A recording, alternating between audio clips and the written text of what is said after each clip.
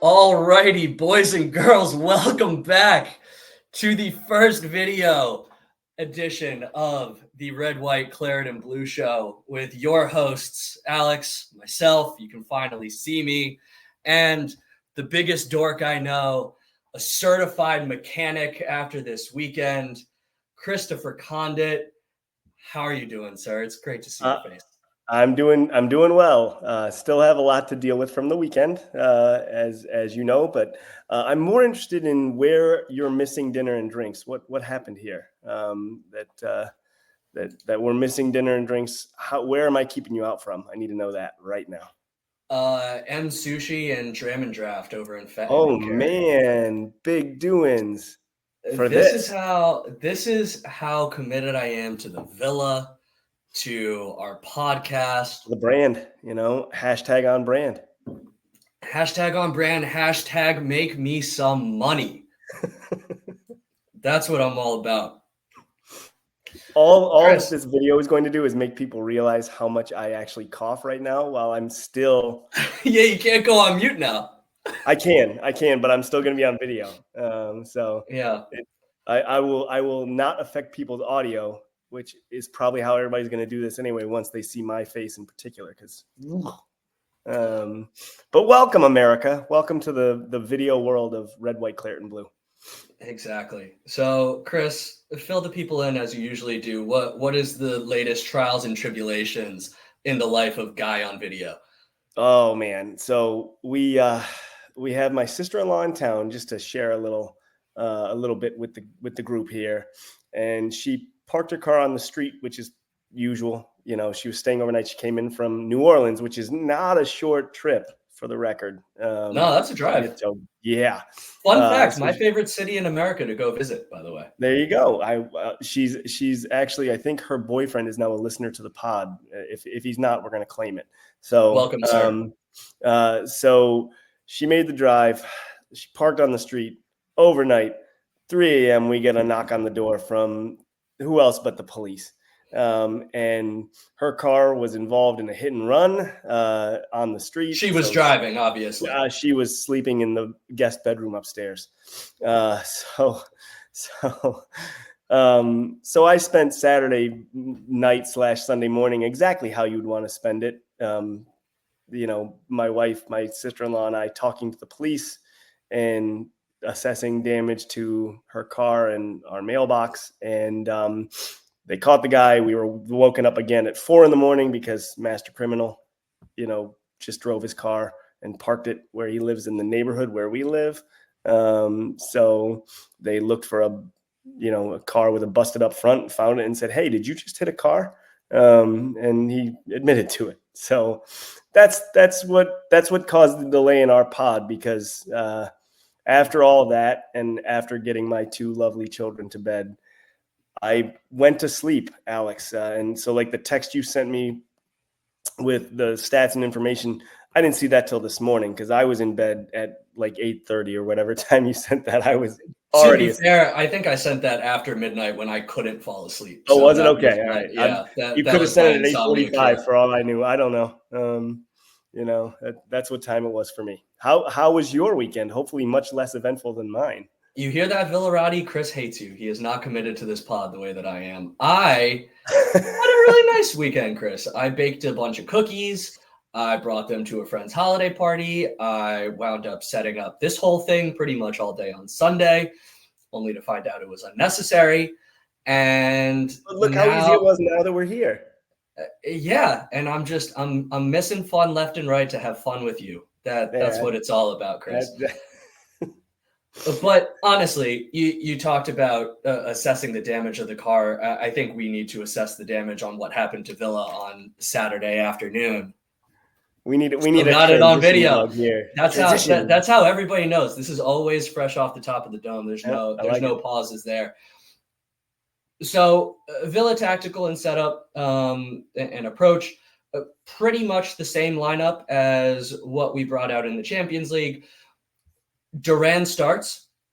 We got the right side the same. Matty Cash starting at right wing.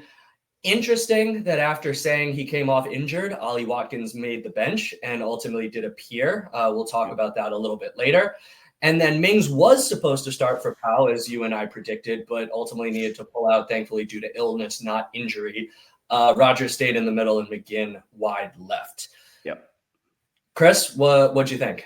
Well, I was disappointed not to see Mings, only because I thought he would have been pretty effective in that game. I thought if there was any game this season that, and well, you and I talked about it in the preview, that he probably looked good to start, it was this one.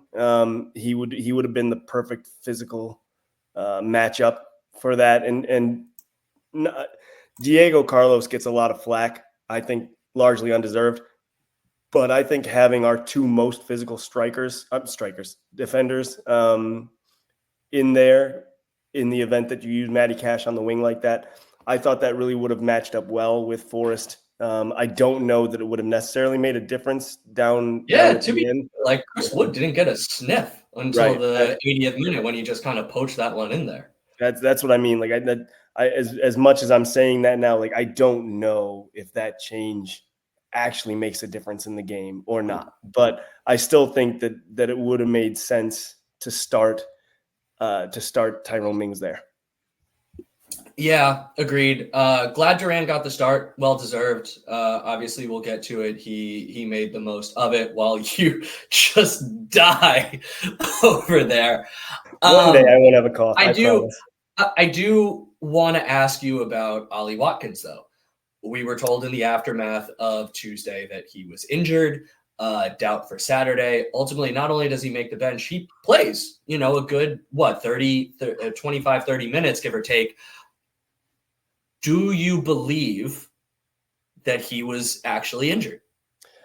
That's a great question. I think he was. I don't think that Unai Emery is in the habit of lying to the media to protect his players, but maybe he is. Maybe he is.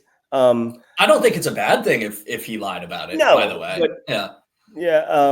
like I'm fine with especially over there, the media lies all the time. So I don't have a problem with like if they hear somebody on Twitter say that Aston Villa is interested in Erling Haaland, they go like, oh, report Aston Villa is interested in Erling Haaland. So like they have no problem lying. So why should Emery? But I don't think he did. I think that it's probably true that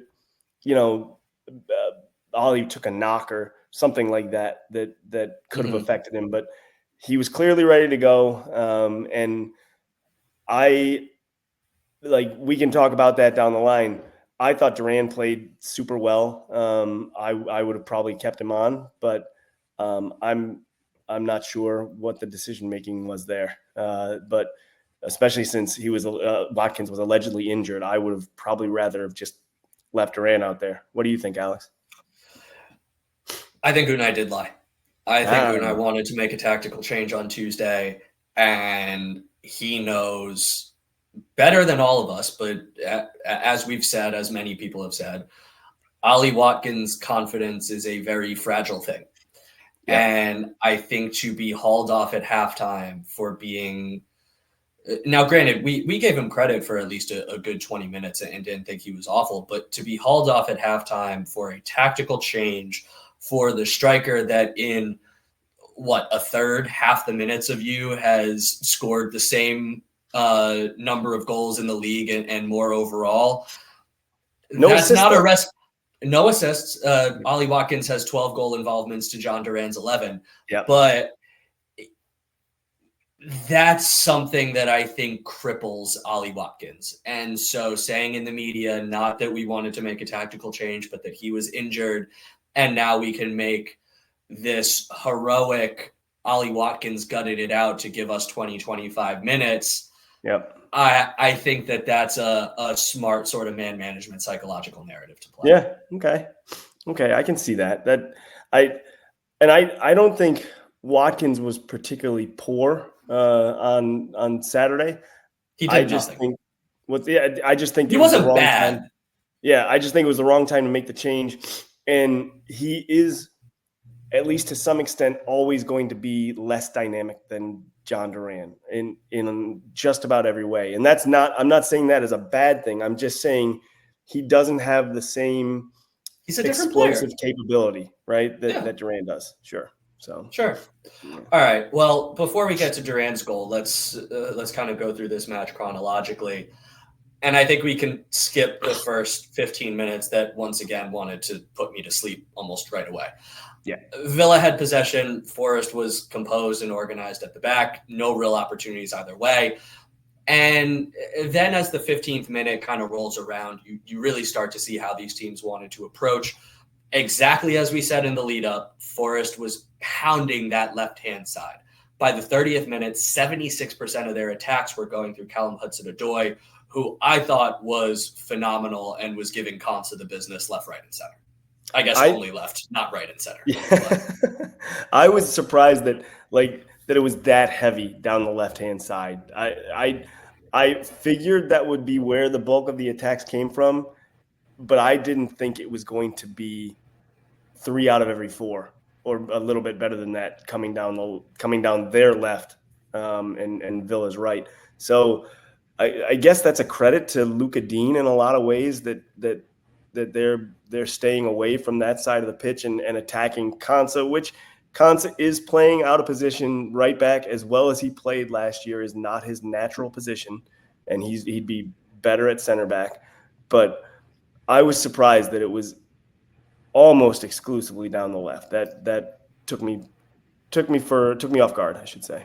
I mean, that's what they do. You know, we said in the preview that 50% of their attacks go down the left. I would argue that we talked about the trinity that they have, that triangle of Hudson-Odoi, Morgan Gibbs-White, and Chris Wood. You can, I guess, make your debate on who their best player is, but certainly Odoi is better than whoever they're running out on the right-hand side. Yeah, that's fair. So, yeah, 3 out of 4, you're right. That's a lot. But maybe you look at Villa with Jack Grealish on the left-hand side back in the day. I do wonder what our attacks down the left were, because it did seem like you go to Jack and you attack, and that's kind of what you do no matter who their right back is. Difference being that team like barely scraped by to stay in the league, and this one, that's fair. This one's in fourth, like 5th now. You know? Yeah. A very, very fair point. What I was surprised by was, like I said, Hudson-Odoi really, really great on the day, gave Konsa the business. I was surprised that with Matt Cash there, as I kind of said, you can double him up a little bit and try and force the ball off of his foot. But we didn't really do that at all. Cash stayed high. He didn't really support, and Konsa was kind of left out on an island for a lot of the match. And that really surprised and disappointed me more than anything. Yeah, I think like defensively, particularly for the first half, like there wasn't a whole lot in it for me in terms of neither side really created a ton of chances, and I was never really threatened by what Forest were doing. But I thought the more disappointing part for the first half to me was we seemed to go back to, and I know to some extent this is how Emery wants to play, slow, fast. But it was slow, just passing the ball from left to right across the back, and not doing anything to advance it. And at some point, that if you're going to do that, you've got to make those moves quicker, and there've got to be runs or guys moving in position to change the shape of Nottingham Forest or whoever they're playing. But in this case, Nottingham Forest, because they were able to just sit in that mid to low block and just stand there and do nothing. And if you're not making them move, then, I mean, they're going to be happy to just sit there and wait for their opportunity. And I think that didn't come, but it like in terms of they didn't create a big counterattack that probably should have been a goal or anything like that until very late on. But by that point, it was the other way. It was a bombardment on their end. But I need to see more of that quick movement eventually. Like, I get that you want to build up slowly and all that, but there has to be meaning to those possessions and meaning to those passes. It just can't be listing the ball back and forth across the pitch. Yeah, by the way, I'm not doing anything differently than I normally do with my hands. I just normally look like an insane person talking Just with my talking to hands. your computer Yeah, screen. Yeah, I'm sure. I'm yeah. sure.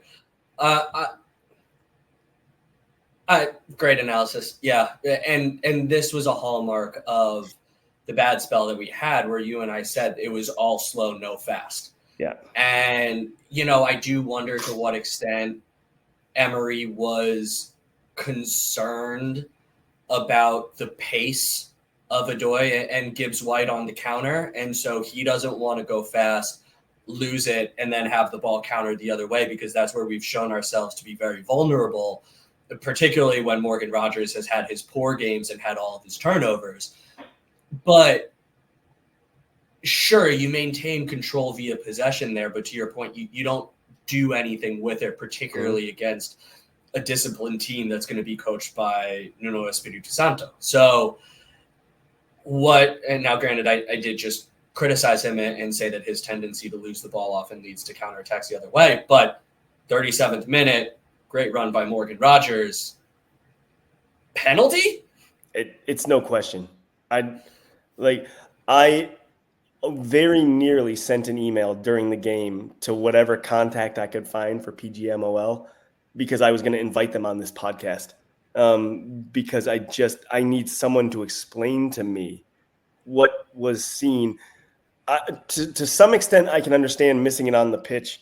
Also, like we've talked about 100 times, there's the tendency to let things go because VAR has your back, right? And I would rather, you and I have both said it, I'd rather that they make the call. It's a stonewall penalty. Stonewall penalty, there's no question. My bigger issue, though, is what on earth did the VAR see to say that's a fleeting grab of the wrist? What are you talking about? I don't get it. So you usually hate me when we start talking about referees. You and I have argued about this and about VAR repeatedly. Yeah. First off, it seems like in the entire universe, the only two people that didn't think it was a penalty was the referee on the field and the VAR in the booth, because the commentator said it was. They were going bananas. Halftime analyst said it was. Well, in the second half, it was like repeatedly, anytime someone else got a mild tug, they were like, so that's a pullback. So that's a pullback. So that's a pullback. Well, it's a it good was very point, though, right? Like, it is. Morgan Rogers got fouled in less tough fashion. Like it was a lesser pull in the second half, and that got called back. Like I really do not understand that. And I hate to sound like a sour grapes guy here, but I don't get it. And odds are we would have missed the penalty anyway, because we don't have anybody to take it. John Duran's burying that, but no, I agree with you. You're right. If John Duran is off the pitch, I have no idea who's burying penalties for this. I really don't. Yeah. But no, here's what I'll say, because supposedly the VAR explanation was something of like, it wasn't consequential enough. It wasn't a strong enough pull to warrant a penalty, which I think we and everybody else agrees is ridiculous. Yeah. Here's where I actually would have given them a pass if this had been the explanation. Because he starts pulling Morgan Rogers, if I remember correctly, from outside the box. Yeah. And then the pull continues into the box. Yes. So if the VAR says, I can't call that a penalty because the contact was initiated outside the box, therefore it would need to be a free kick on the outside of the box, we don't award the penalty for the continuation, then I would have said, sucks, but I understand that is written into the rules that way. You don't slide tackle a guy outside the box, and if he falls in the box, all of a sudden it's a penalty. That's consistent. But the fact that they said that the tug wasn't enough inside the box to cause it a penalty, now you've lost all credibility with me. Yeah, so I agree. And I do think that maybe potentially that it did start outside the box. But I also think if there was an inconsequential tug, it was the one outside the box. Right, and then it becomes consequential. I agree with you. Yeah. Right? Like that. Yeah. That's what. Yeah. So I thought it was a bad explanation. I thought it was a terrible call. Just all around bad and unfortunate. And that's not to say that I don't think that Forest didn't deserve the result on Saturday, because I still think they did. I think they outplayed us for the last 15 minutes in such a decisive way that I don't think in the end, I don't think Villa did enough. I mean, the whole first half, we had that opportunity, and then a few minutes later, we get a free kick a little bit outside the box off to the right. McGinn puts it in on Konsa's head, and we're not able to head it on target. No one gets the deflection off his head at the back post.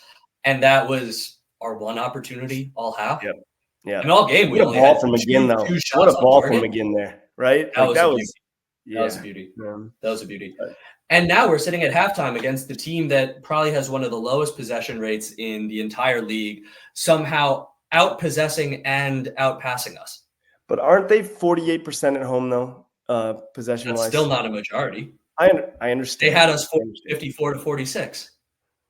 I'm just like, you're right. That's a significant increase. You're right. I was trying to get, they're closer to 50% at home than they are. And a lot of that possession stat is skewed because didn't they possess it like 29% and win 3-0 against United or something like that? It was some ridiculous number where they never had the ball but scored. That was at Old Trafford, I thought. Yeah. Okay. Yeah, but that's like less than 30% possession, but 3 goals. Was what stuck out. They can do it. Yeah. All right. So beginning of the second half, once again, 15 minutes of dull boredom, and then John Duran happens again. Yeah. I mean, at this point, we're running out of superlatives, and I think that in some ways, Emery's going to have a decision to make, and it's going to be a difficult one because at some point, John Duran is your number 9 and your actual number 9, not just the guy wearing the shirt. Like, he's the one that comes in and starts. And as of right now, that day is coming sooner than later. We've said it before, but he just keeps scoring. So how do you keep him off the pitch? The quick reactions on this one were what really impressed me. Mm-hmm. And first off, beautiful build-up play, finding Luka Dean wide, the cut back to John McGinn. McGinn, plays that little dinked but pacey. He gets the good amount of pace on it from that short distance, that little kind of chip shot to Duran's head. And for him to be able to get up right away before the defenders do and just be the first one to flick it on target.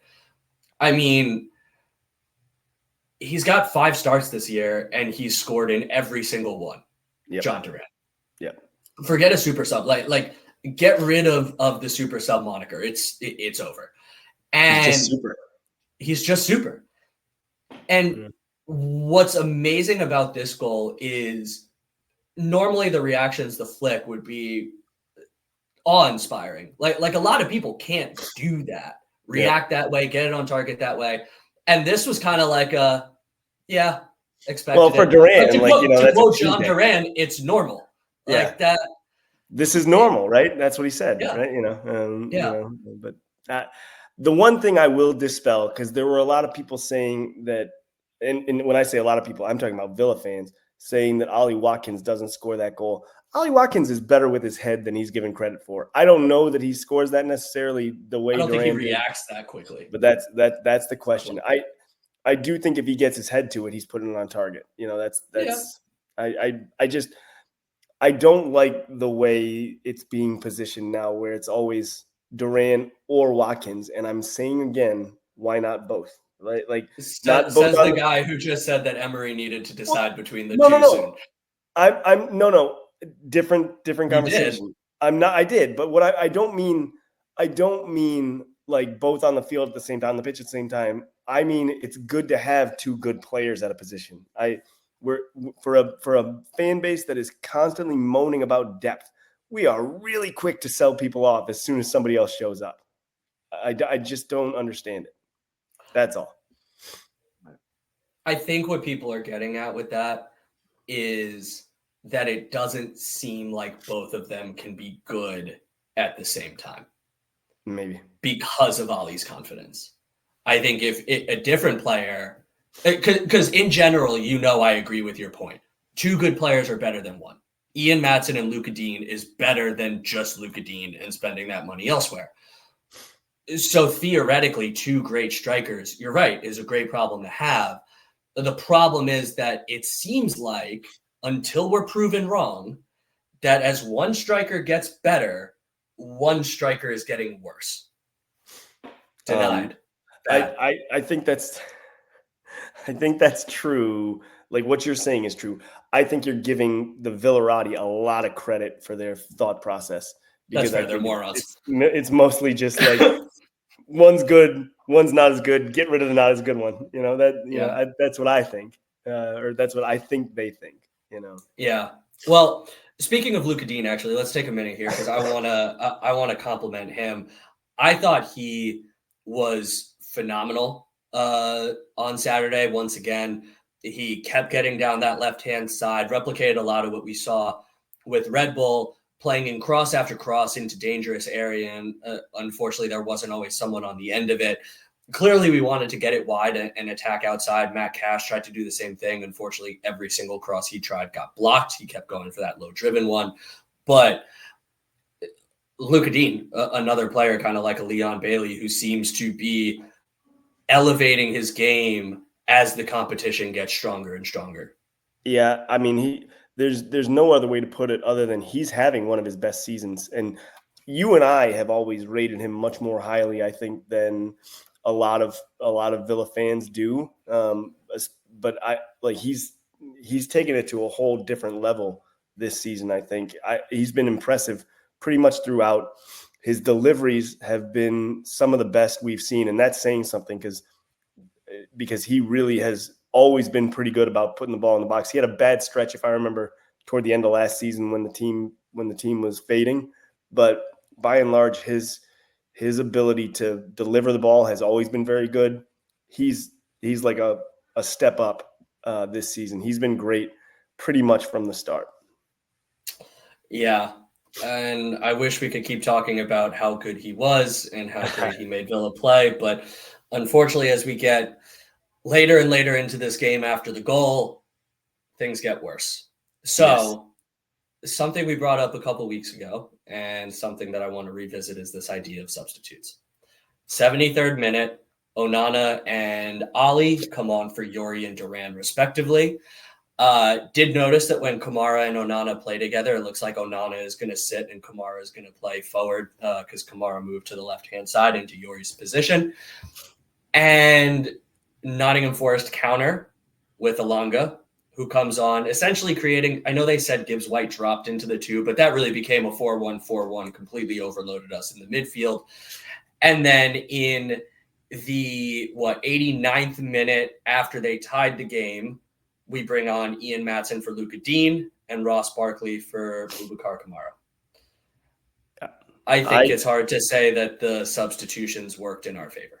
None of them worked. None of them worked. I was surprised that Onana didn't work because I was on board for that one. I thought he would have been the right player at that time, and we do have to consider the fitness and fatigue of players. So like substitutions have to be made. But I thought Onana made a lot of sense. Like I said earlier, I didn't think that bringing Ali on there made a ton of sense because John Duran is 21 years old and he can play a full 90. He'll be okay. Would be my thought there. I actually disagreed with bringing on Barkley. I thought if anything, you'd want to settle Tielemans. The way you brought up how they overloaded the midfield. Like, I don't think Ross Barkley at this stage of his career has the ability to cover defensively that he used to. And I'm not knocking the guy, but like he's been much more effective for us as a forward player in the midfield than defensively.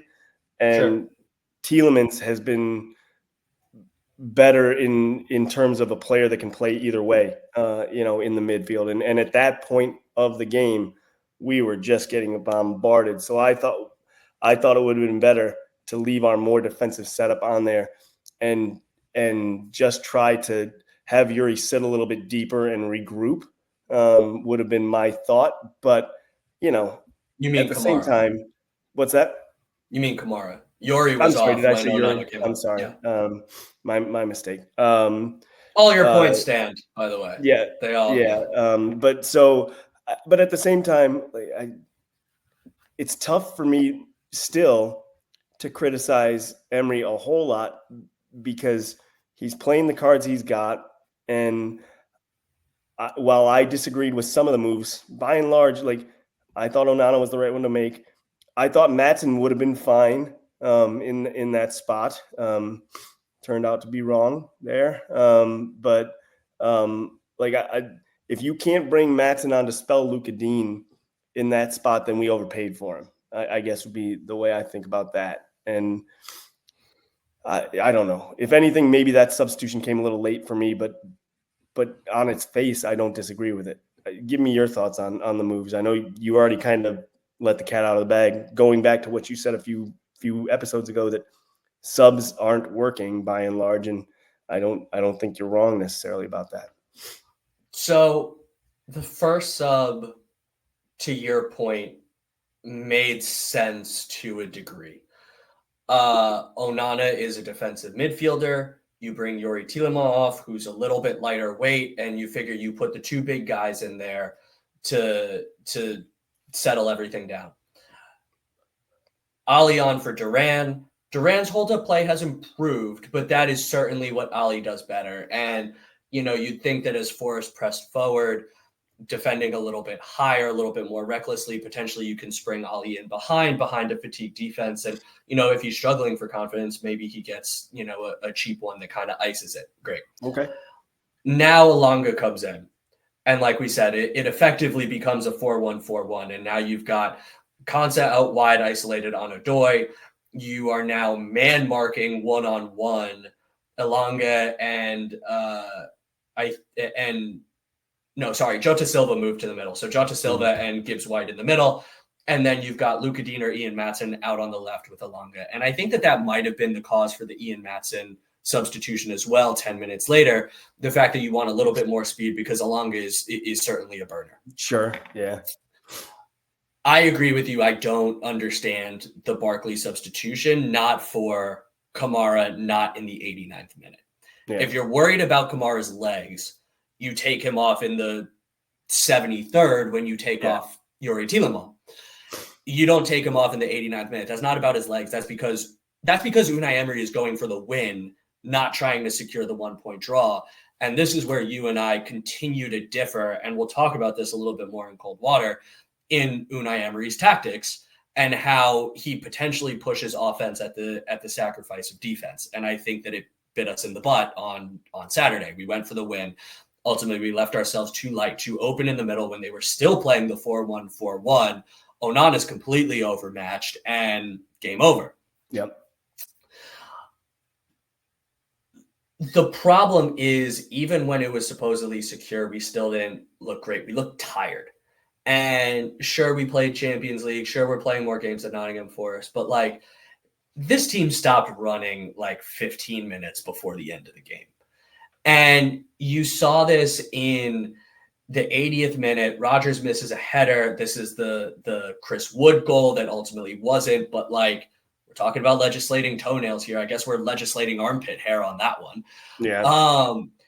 He was just off. But like I said, I'm going to stay consistent here and say that should have been a goal. I agree with you. That should have been a goal. Even after I saw the lines, I didn't see where he was off. But it was a comedy of errors, and I actually think this is where Unai decided to take Kamara off, because normally a very strong tackler, right? Kamara, that's what we like him for. He can really get in there.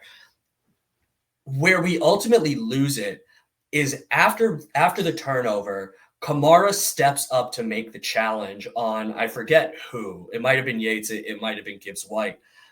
And he cannot get the ball. He also cannot take the man down. And he just gets spun. And that's when they're able to find Odoi isolated on Konsa. And the rest kind of happens from there, where they cycle it around and then cross it in. And so that's where I think Unai realized that Kamara doesn't have the legs anymore and needed to get someone else in there. Now, granted, I would have preferred to move McGinn into that spot, someone with a little more legs than a Ross Barkley, or have him drop in, kind of restructure the formation. I also don't like the team's reaction mentality. I mean, at 80th minute, the goal goes in. It takes about 5 minutes for the VAR review. And then they put their actual first goal in the 87th. And we just get bodied. Martinez makes a mistake by not trying to punch the ball away, trying to catch it into his chest. It's a beautiful cross. Kamara loses his man for that one too. Actually, he's the one who was marking Milinkovic. So a bad 7-minute spell for Boubacar Kamara. And again, I think that's why Ross Barkley comes in for him. And then we go for the win, and we don't have the defensive cover, and ultimately they get us again. People talk about 3 cash turnovers leading to this goal. It happened in the group chat. You saw it online, all that kind of stuff. The first one, he makes a great challenge to recover that ball, and then he's swarmed. I don't really think that that's a cash turnover. It's just not quite a cash steal. Yeah.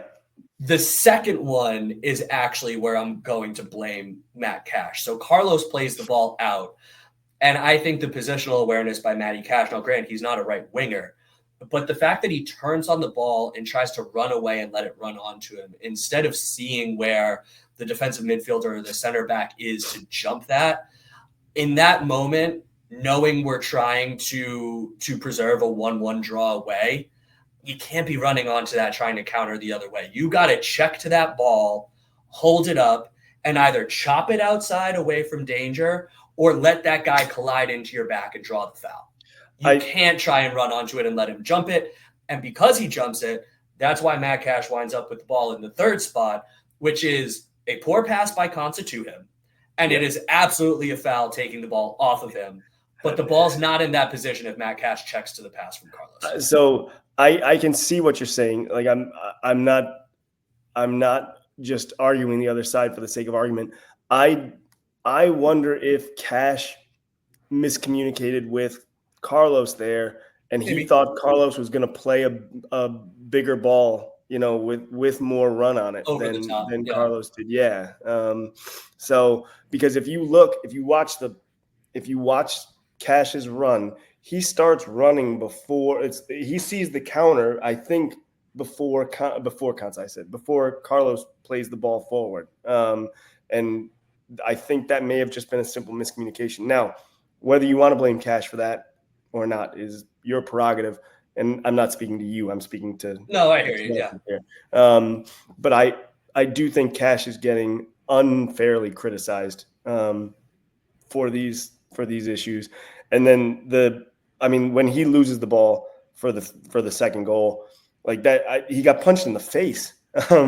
Like that, I don't understand. How you don't draw back to that? The VAR should be able to call that easily. Well, they do, right? And they do all the time. Yeah. They talk about fouls in the buildup. Like, what happened there? Yeah. So, and again, we're not suggesting some grand conspiracy against Villa. It's just incompetence that happened to go against Villa this time. But that was, I thought, another bad call, because if you don't even have to watch that. You don't even have to watch that in slow motion. In real time, he gets smoked. And I will give credit to Forest in this aspect. They set the tone early. They were extremely physical from the start of the game. And a lot of times when you play that way, referees get accustomed to calling a certain way and tend to let some things go. I'm not suggesting that maybe happened, or I'm not suggesting that was definitely what happened here, but it's not impossible. Yeah. No, agreed. Konsa as well, by the end of the game, it just didn't seem to want to run anymore. Couldn't move. He seemed gassed. I think he needs to rest. I mean, he's played a lot of minutes, and so this kind of fades into the other bad points from the match today. And I've kind of said repeatedly, like, all these players were kind of fading. Morgan Rogers as well has barely gotten a break this year, and I thought he started very brightly. I thought he was great for about 65, 70 minutes. And I thought he also kind of collapsed, couldn't hold on to the ball. I think a lot of these games now, as we get deeper into it, you see more and more turnovers from him that are leading to counters the other way. Talking about substitutions, I think that's one that we got to start making. Either give him matches off, or you got to start thinking about 70, 75 minutes, because he does a lot of running and a lot of strength. That's exhausting. And so maybe we need to bring someone else back. Isn't Wendy, a decent sub there for 15 minutes? The thing I'll say about Morgan Rogers is if you can criticize him for one thing consistently this season, and it's not just when he tires late in games, over dribbling. He is over dribbling. He's losing the ball because he's over dribbling, and he's trying, I think, to do too much. One of the things that where he was so successful last year and the team was so successful last year was that they always saw the second runner, or the first, depending on how it's breaking. But a lot of times it was the second runner making a move in toward an attacking area, and there wasn't this tendency to over dribble and turn the ball over. Like we've talked about 100 times now, the decisions came quickly, and guys made decisive moves. So we need to get back to that. There's no, it's obvious. We play well when we move the ball quickly.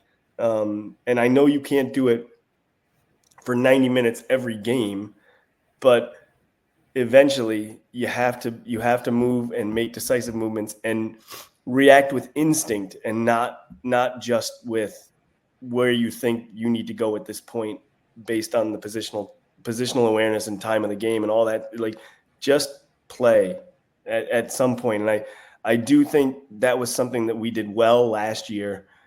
In Red Bull, guys were just reacting. They were just playing what was in front of them. We need to get back into it. It's frustrating to watch, and Rodgers is as guilty of that as anybody on this team right now. Absolutely. Anything else for good points, bad points? I don't really have any good points. I thought Duran played well. We didn't even mention Emmy's great save, so I will say that. Like, what an incredible save! He just keeps doing things like that. I will say one crazy stat that I saw from AVFC Stato, one of our favorite follows. Shout out Stato. Villa have conceded 7 goals this season on their opponent's first attempt on target. I didn't think that could be possible. That's crazy. So what have we talked about before in the past? When Villa give up chances, they're big chances, because obviously Emi Martinez can make some fantastic saves, but to give up that many first shot on target goals, like, that's a pretty concerning trend. Well, you know what? Let's dive into season impact, and you kind of preempted Coldwater. So season impact, we sit 7th today after Bournemouth's draw. So had a chance to go top 4 with our next opponent, City, losing once again, and ultimately we couldn't. But with that, let's dive into cold water. Chris, we don't have anything from the Villarati today. This is honestly just us and me. The cold water take is, or the hot take, I suppose, depending on your view, we failed our listeners, Chris. We did not stay appropriately lukewarm. The 3-game win streak. You don't say we in the show notes, just for the record. You don't have we in the show notes. Yeah, I do. What are you talking about? We shouldn't have been excited. It says Chris didn't stay. Oh yeah, there's commas around that. I'm talking to you. We failed our listeners, Chris, and we did not stay appropriately lukewarm. The 3-game win streak papered over a lot of cracks, and we really should have still seen this coming in a top 6 matchup. I don't know, because I still think it was out. I would pour cold water on that, I guess, to answer the cold water question, because the opportunity to win was still there, and even the opportunity to get a point was still there, and we would take a point away against a top 5 side, even if it is Nottingham Forest. Keep throwing me lobs, Chris. Keep throwing me lobs. Okay. Now I'm scared. Keep going. But so the reason I pour cold water on that is because we were somewhat nervous about this game going in, but we both thought it a winnable game, or at least a game you could get a result from, and it was there. We just didn't pull through at the end. Chris, I'm not pouring cold water on this take. Granted, I wrote it. but I'm not pouring cold water on this take.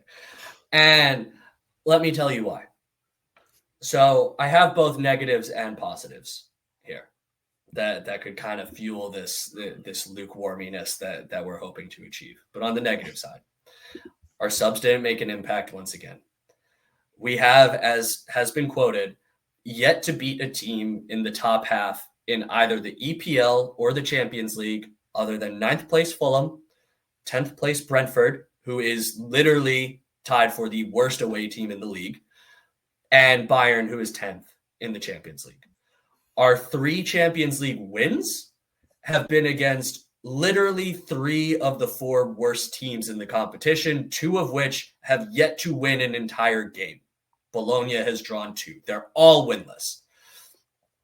Today, and Red Bull was missing 2 of their best players, by the way, in that game that we kind of snuck through 3-2.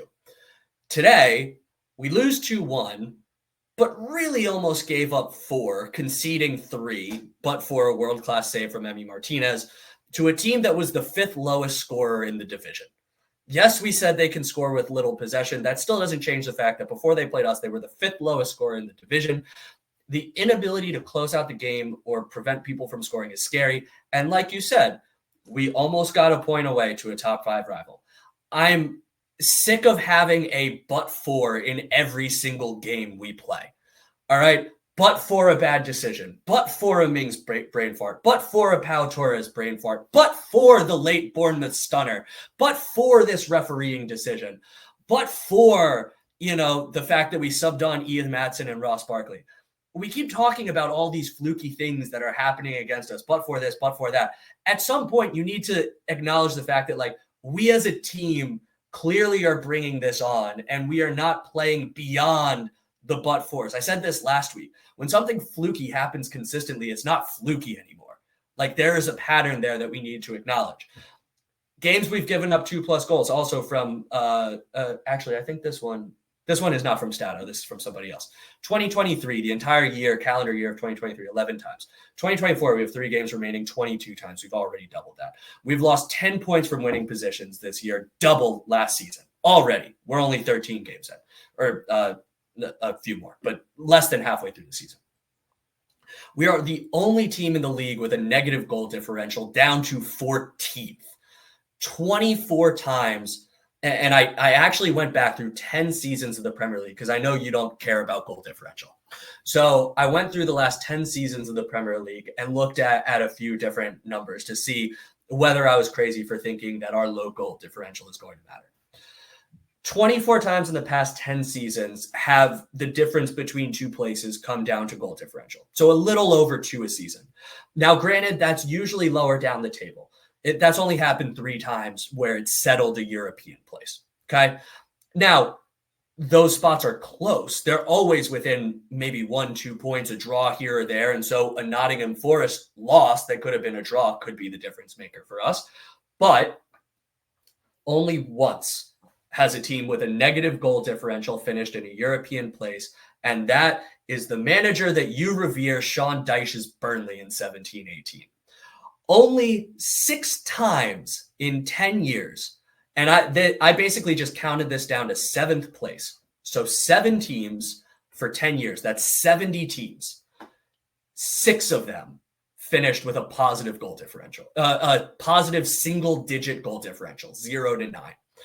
So this is kind of like a no-duh statement, but it's indicative of a wider thing. When your goal differential is higher, that means on more occasions you are scoring more than your opposition. And if it's lower, then there are a lot of times where the opposition scored more than you, potentially a lot more than you. And so excellent analysis. When 75% of the teams in the league are doing that better than you are not a very good team, even if you win 3 games in a row. We are in the bottom quartile. No one in the bottom quartile for anything ever finishes in the European places, barely in the top half, let alone the top 4 where we want to be. Okay, so there is a large sample size of data here. And you and I have said this, that this is probably somewhere between the 6th to 9th best team in the league. when you look at roster, when you look at execution, when you look at tactics, when you look at underlying metrics. And so being appropriately lukewarm or not and thinking that we can get something out of this game, sure, maybe you pour a little cold water on that. Nottingham Forest can be got at. We did prove that, right? We did score a goal and lead for a majority of the game. But I think what we probably need to do ourselves on this podcast and as a fan base is acknowledge the reality that this is probably about the 8th best team in the Premier League at best. And if we are sitting higher than that in the table, if we're beating teams above us and potentially competing for 4th place in Europe and all that kind of stuff, this team is overachieving and we should be really happy about that. Now, on the positive side, I'll counteract all those negative statistics with, at least for Saturday speaking, Emery always sucks away. At Villa, at every spot he's ever been at, his points per game away is something like 1.1, 1.2, whereas at home it's like 1.8 to 2, maybe even higher. Like he wins at home and that's where he collects a majority of his points. And if you can do that, great, we'll be fine. We were up for 80 minutes. We just came off the Champions League, and the only team that we've beaten coming out of the Champions League this year, because of all, I think, the physical and emotional energy we put into those games, is Wolves. Now, I did just say Champions League team probably not quite as good as we've made them out to be, but still, that is a fact. And at least on Saturday, you could still see the patterns of play. You could see the intention to get it wide to Luka Dean, get it wide to Matt Cash. Ultimately, we couldn't execute, at least for 15 to 20 minutes towards the end, but you could still see that patterns of play that during the losing streak, we didn't have. So there were still a lot of the markers of a team that's potentially on the upswing that's being managed well, but I can't look at all those numbers that I just listed there and say that this is a team that should be, that I would expect be competing for 4th place.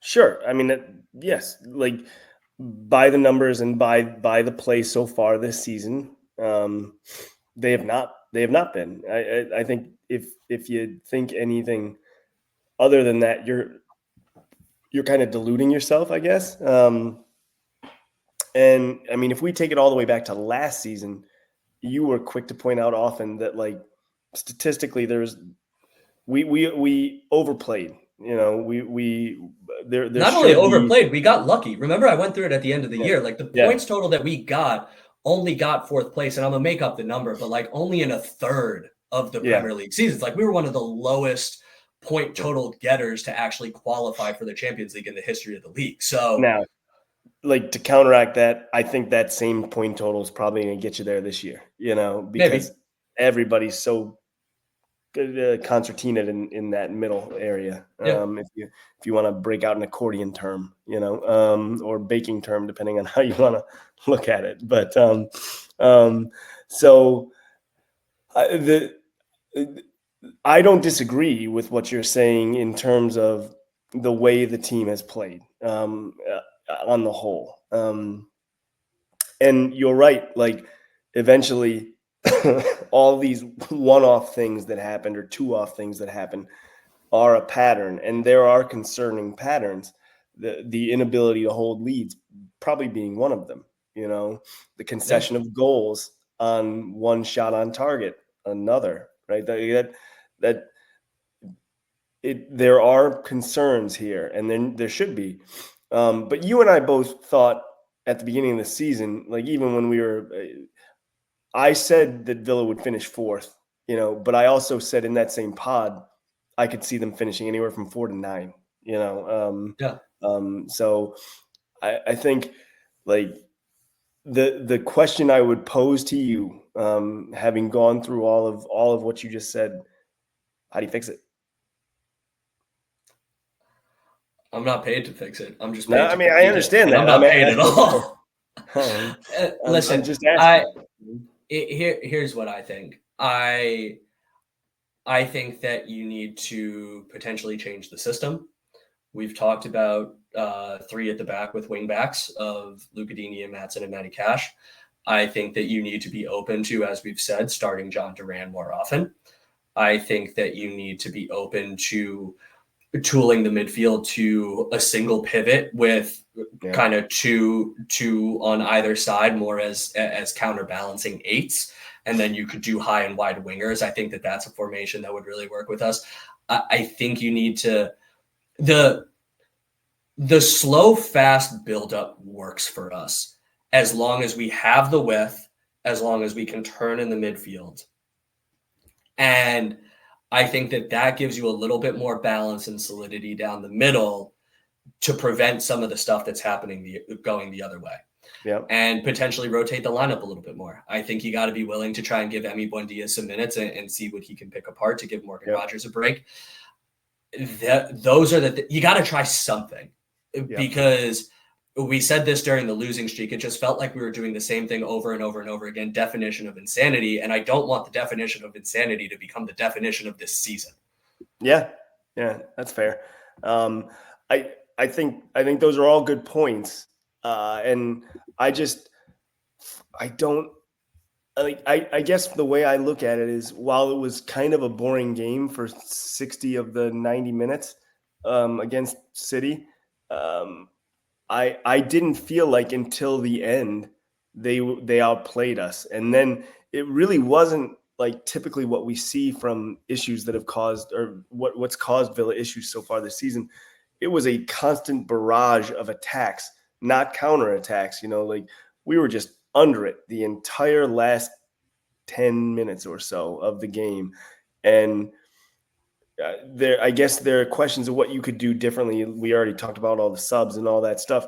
But so I don't necessarily think that it was all of those issues that you just mentioned from the season that caused this particular loss. No, of course not. But so, like, just from a cold water perspective, that's why I poured a little cold water on it instead of saying it was appropriately lukewarm. That's all. Fair enough. Well, talking about how bad we were, let's talk about the only team that is potentially feeling worse than us right now. And that is our next opponents, Manchester City. So our game is going to be Saturday, 7:30 a.m.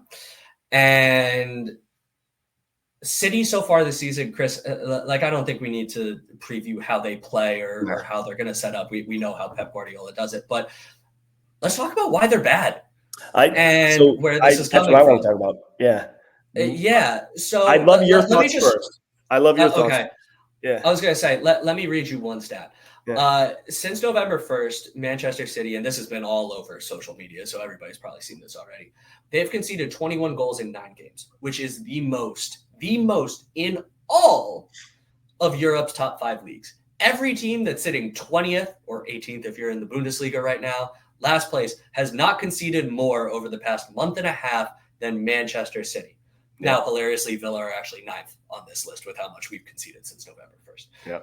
They have lost 8 of 11, and they are not only losing, but they look bad, and they're also giving up leads. Usually, Man City, they get up 1-0, and it's game over. You're not seeing the ball again. You're going to press, and then they're going to put 2 or 3 more behind you. But look at what happened with Manchester United on Sunday. They kept at it. They kept pressing, and ultimately, even though City went ahead early with a Guardiola header, they were able to come back 2-1 winners, and Pep can't find a solution. Now, I've got a few ideas here that I would love to get your take on. So I've got 4 points that I think are contributing to this that I've kind of seen out there that seem to resonate with me. First off is the fall off in Erling Haaland. So was that like your point one? Erling I don't Haaland. have the likes in yet, but eventually I went transitions for everything. I just, a 1 flying straight at the camera. You can build those. Haaland only has 6 goals since the end of August. And he's only got no John Duran, and he's only got 3 during this losing streak of theirs. Now, I think part of that is service. The question becomes, if Haaland is supposedly the greatest striker in the world, one of the top 5 players in the world, he should probably be helping you win, other than when your team is just flying high and giving him, service left, right, and center. But The problem with them, much like us, almost seems to be the defense more than the offense. And we talked about them giving up leads. They've had over 2 expected goals in 5 of the 10 games. If we take out the Tottenham Cup match where they kind of rotate a little bit, they've had 2+ expected goals in 5 of those 10 games. And only twice have they had fewer than 1 expected goal. So usually they should be scoring at least a goal a game. But in those 10 games, they've underperformed their expected goals 6 times. They're getting the opportunities, they're not putting them away. So why might this be?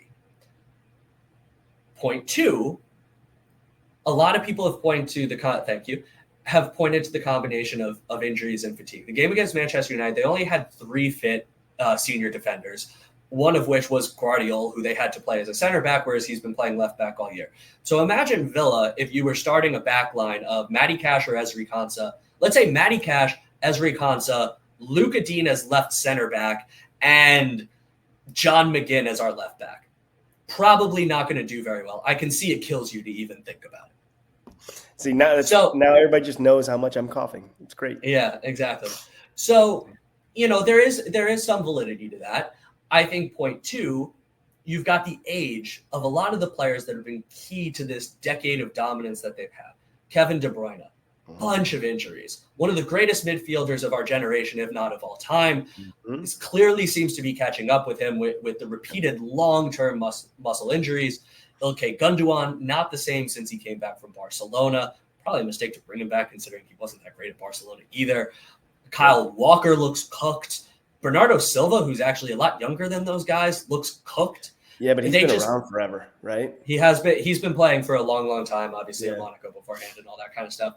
So I think the years and the injuries are finally catching up to them. And unfortunately, you're losing Ballon d'Or winner Rodri, who we know having a good defensive midfielder to shield some of those frailties in an ever-changing back line is an invaluable thing.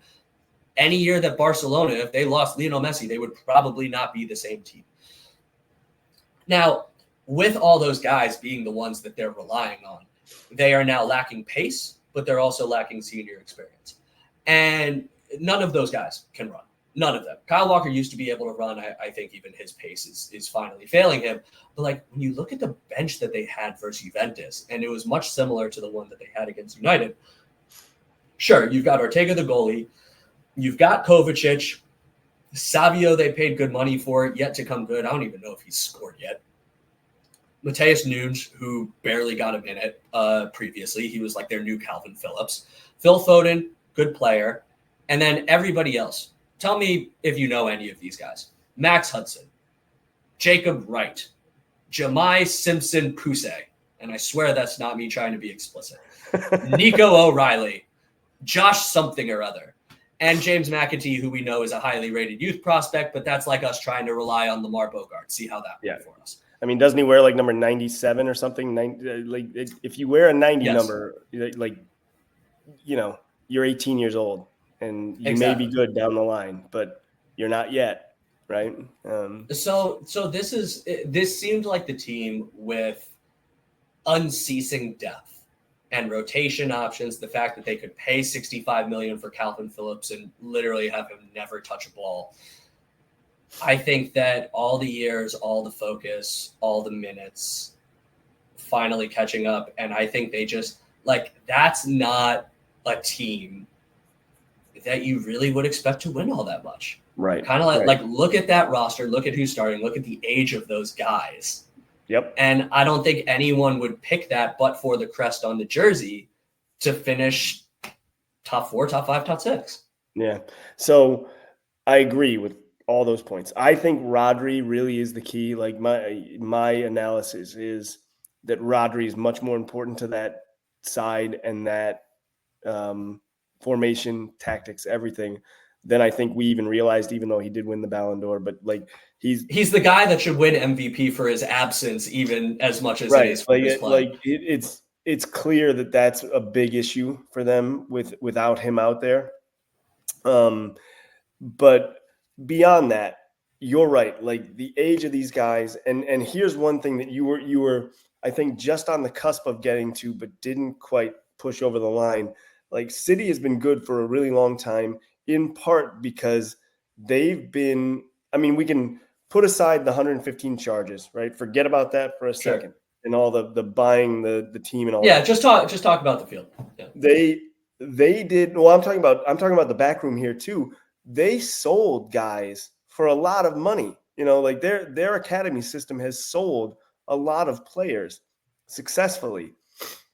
But now we're getting to a point where the older the first team gets, there's nobody behind right now that's, at least it doesn't look like, there's not a whole lot behind right now that can come in and fill in the gaps, particularly with the injuries they're having and all that. So depth is now an issue that they haven't faced for the better part of a decade, so I think that some of this is because they've sold off a lot of what would have been depth, because they had to sell off that, even with their allegedly inflated revenue numbers, they still had to sell players to meet PSR, so that has come, just like it's affected Aston Villa, just like it's affected Newcastle. It is now affecting Manchester City. Not an endorsement of the system, I want that clear. The system still sucks. But I do think that's part of it, because their players have just gotten older, injured, etc., and they don't have the guys to come in behind the way they used to. Now, they're still a very good team. Pep Guardiola is a very good manager. No one can take any of that away, and Lord knows they can come out and put 4 behind if things break right for them. So I'm not suggesting out here that like this is a game Villa needs to win or Villa should win or anything like that. But I think that the depth is a major problem for them right now.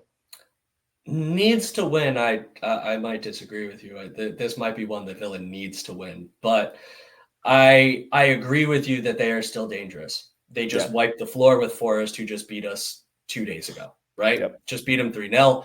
They have the ability to score. They put 3 past Feyenoord. Now, the thing is, we have to remember, even if they get up, they can be got at. We can still get in behind. We can still create problems. And so, you look at the Villa team that came from behind to win a lot of games earlier in the season here. Maybe this is one where we can kind of get back to that, even if we give up an early opportunity. But you're right. Still don't want to give them a chance. Don't want to give them a sniff. And unfortunately, Villa has been doing that to a lot of people lately. As I said, 9th most in all of Europe's top 5 leagues. Yeah. So if you're Villa, if you're Unai Emery, how are you handling this from our end? So I'm not making a whole lot of changes. I'm pulling Cash back, but we're going to go Martinez in goal, Cash, Konsa, Pau, Luka Dean, because I still think that's our best back 4. Kamara and Yuri Tielemans in the center. I like what you thought about going to a single pivot, and I know you've mentioned it in the last several pods, or last 2 at least, but I don't think this is the game to do it. Assuming Bailey is healthy, I haven't been able to find anything one way or another.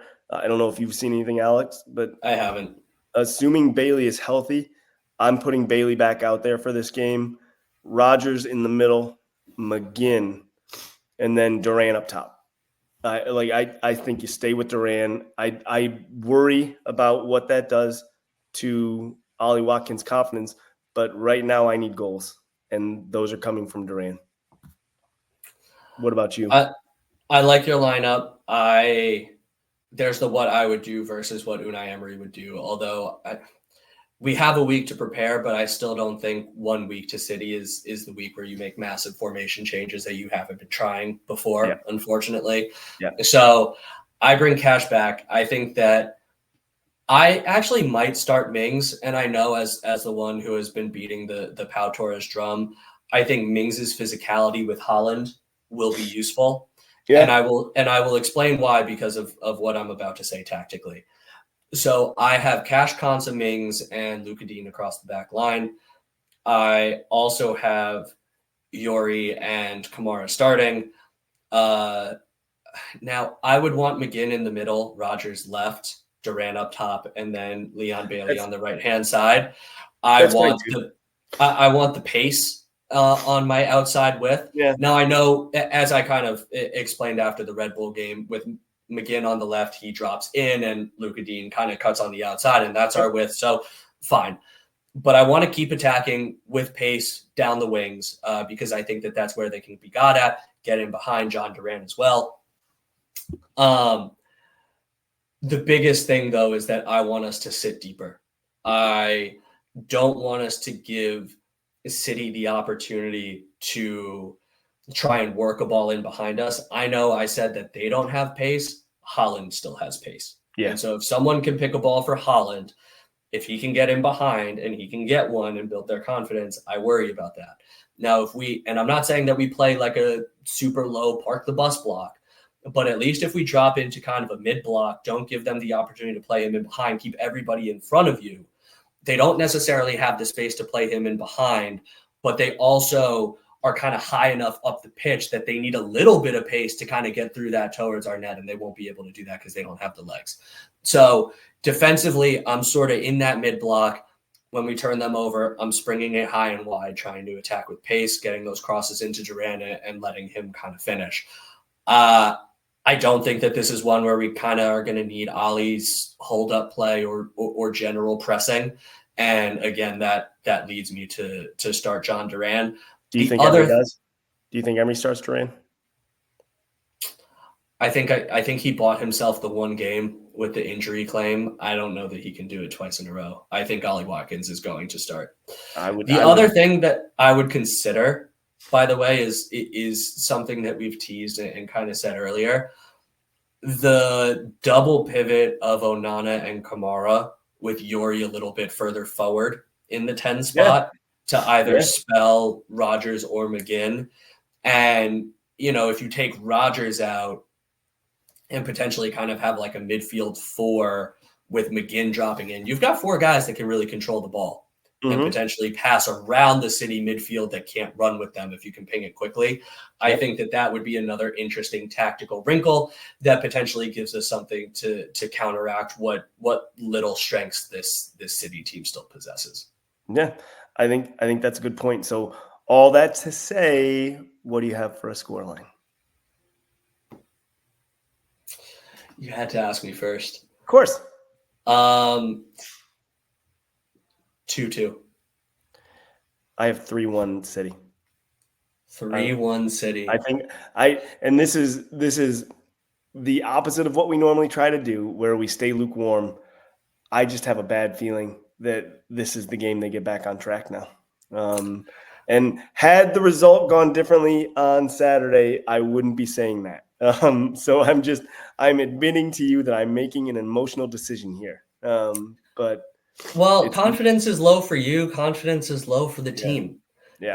They got to be thinking exactly what I said before of like, we're riding high on these 3 victories. Yep. And all of a sudden we face some real competition and we got punched in the mouth and we didn't get back up. And then you look back on those 3 victories a whole lot differently.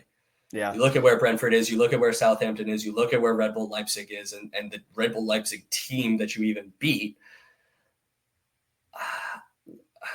You're probably not wrong.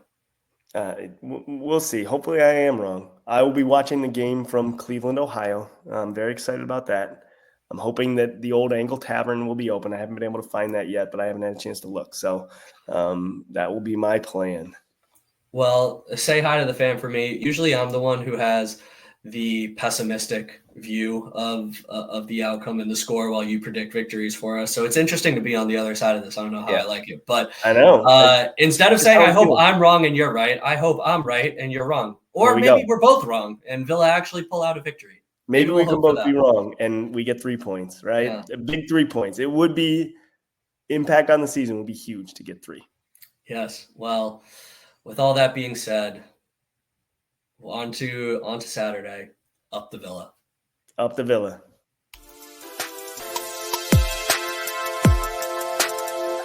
Hi, Mom and Dad.